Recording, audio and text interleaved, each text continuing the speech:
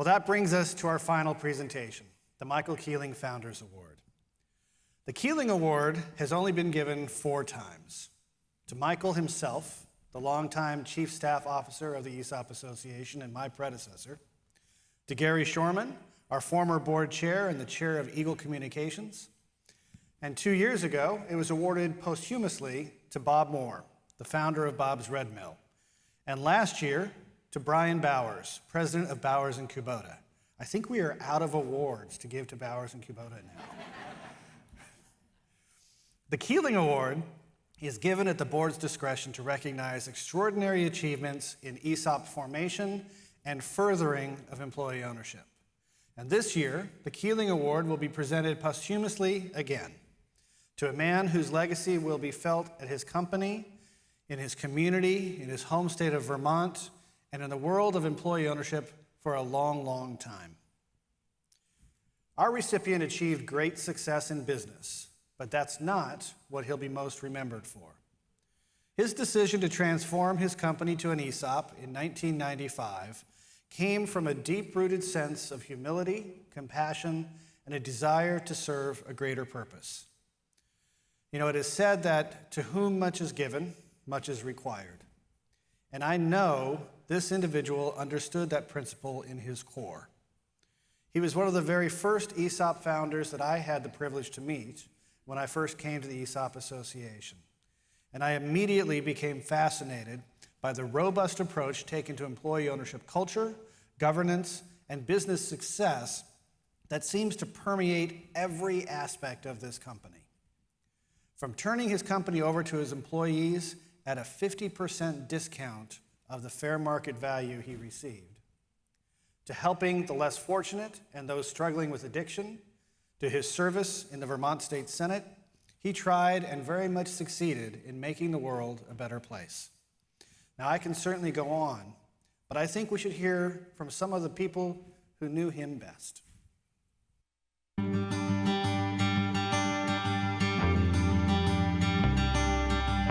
I've always been involved with the company my whole life, and when I bought it from my father and became the owner, I've always felt that it's the employees that created the wealth of the company, that in fact they should get the wealth of the company, not an owner that just oversaw stuff. So I wanted to create a different system. He looked at employees different than I've ever seen another CEO or president of a company look at employees. He looked at them as part of his family. He wanted people to do well, and he always planned everything around how people could do better. He was very funny, curious, loved to find fun facts, and he loved a cannon. It's an annual holiday, 4th of July. But most of all is he was who he presented himself as. And very kind to everyone. I mean, I couldn't go anywhere with him that people didn't know him. He truly, truly believed all people deserved the same chance. And I will say he used his privilege that he knew he had to make his community and his family better. I think he really understood his privilege and he knew what to do with it. And he just really was pretty remarkable and a bit ahead of his time in some ways. Well, of course, the way that Dad did it was a little bit different, I think, than from what I understand than most people, because the governance piece was really, really a part of it. It couldn't just be kind of the economic and shares. It was about how the place was run and how the community around, you know, the buildings and the structure and the product were coalescing together around a shared mission. His support for the community is just one thing that I've always loved about Bill, that he just really genuinely cared about people and their future, and not just the future, the present. Each of our sites has a charitable giving committee. We always agreed with Bill that we would always, even when he left the management of the company, that we would always share at around 2.5 of operating income into a charitable fund. And we would always let the communities, each of the plants in the different states, to make charitable projects in their communities to help the people around them. You know, I know just in the Vermont operations a few years ago, we gave over $200,000 back to the local community. Yeah, we did well financially, and we gave back, and that's what Bill would have been proud of. This first steering committee was a group of managers and a group of employees, and we didn't know how to get the group of employees together if we weren't put down an election or anything like that, because we really didn't know what we were doing. So the criteria of choosing people was anybody that would be willing to tell me to piss up a rope. The steering committee in Caris has become a very important vehicle, has a lot of power and authority, and leading us down paths where we should go, not necessarily where we want to go. They influence a lot of major decisions. They make a lot of major decisions. In our meetings, we talk about Bill's dream, and we try to keep it alive. Legacy. I mean, of course, there's the ESOP. Who gives away half of their company? And then with purchase obligation, it really is the gift that keeps on giving. But beyond that, he touched so many lives. I'd like to think that a lot of him rubbed off on all of us along the way. When the stories are finally compiled about Bill's life, many of the stories that employee owners tell about how their lives were different as a result, not only of the extra money that they had because of employee ownership, but also because of the way that he encouraged participation.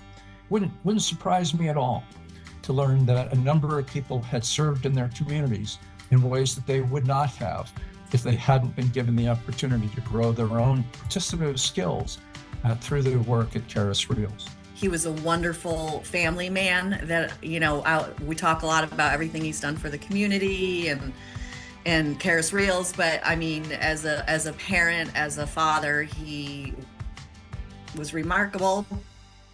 He was a real one. He was a real one. He was an amazing example of the best of what humanity has to offer in a lot of ways. And he was funny. Oh, he was funny. And he was also a really good friend. He was a great friend to his kids, and it was always been a pleasure to be with him.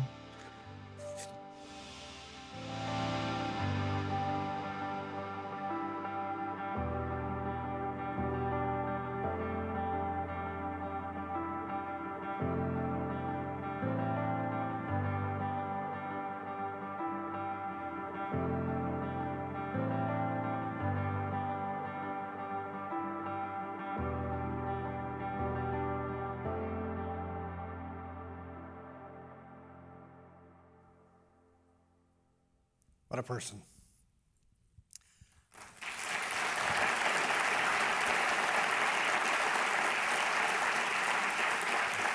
We're honored that Dave Fitzgerald, the CFO of Caris Reels, is here with us today.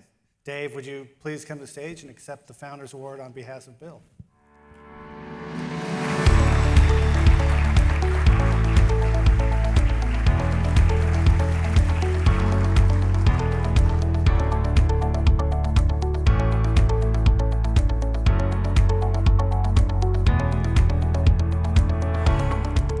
Gosh, so I'm a little shy, so I wrote a few things down, but Bill was wild and crazy, and he probably wouldn't have needed to write a few notes down. It's funny, as that video was playing, I felt like goosebumps were washing all over me, and I think you know what that means, right? He was here with us. Whew. So, Bill had lots of crazy ideas. He'd go to conferences like this and come back with lots of more crazy ideas. And he had some wild dreams. He wrote them all down and put them in a booklet called The Long-Term Plan. We spent the next 30 years trying to make those wild dreams come true. It became sort of our mission. And in 2013, when employee owners joined the board for the first time, that was the first time I felt like we were seeing his dream come true. And then again, when I had the chance to speak before the ESOP Association in a heart suit, seeing him at a table to the side was another moment where I felt like we were seeing his dream come true.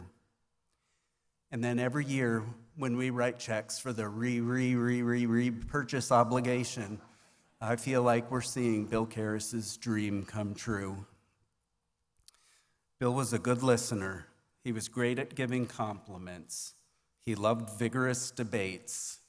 And I remember him saying those employee owners on the board shouldn't be afraid to tell us, as you saw in the video, to piss up a rope. But mostly, Bill leaves a legacy of generosity, and it's an honor and a delight to accept this award on behalf of Bill Karras, Barbara Karras, the Karras family, and generations of employee owners who benefited from the gift of a lifetime. Thank you.